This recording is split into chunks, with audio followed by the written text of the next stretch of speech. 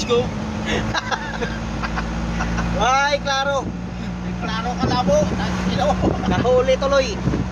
Yung, finance niya.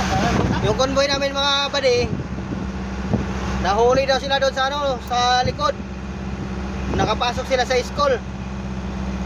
Hindi sila sumunod kasi sa amin, eh baguhan lang yon. Hindi na bago yun. Tapos yung helper noon, naka-deliver na doon, kaso laging tulog.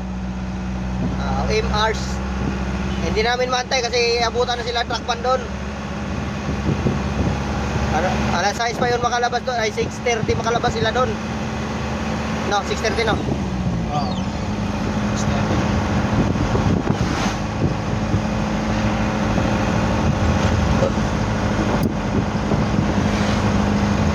Tirik pa yung araw.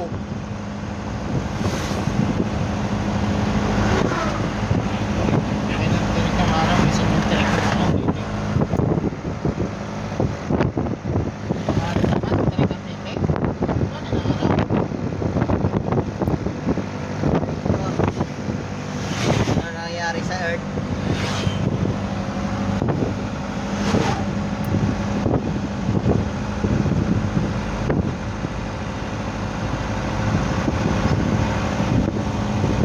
What's happened?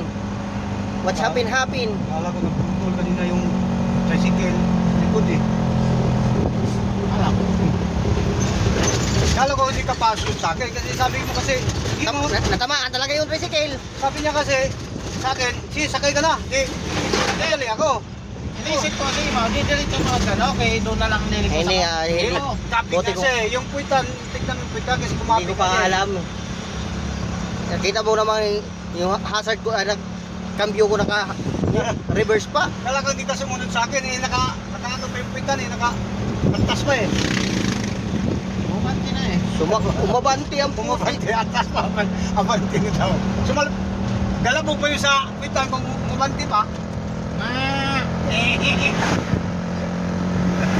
Tinamaan, Kambing dito, lalaki. tinamaan tuloy yung tricycle. Buburin kasi. Galit. Kapag naman May naglalakad din eh, sabi, kanina pa kasi ayaw pa umalis dyan. Mali din. Nandyan ba sa kanto pumarada? Sinabihan na nga namin nga, wala na nga yun. Doon pa talaga sa uminto.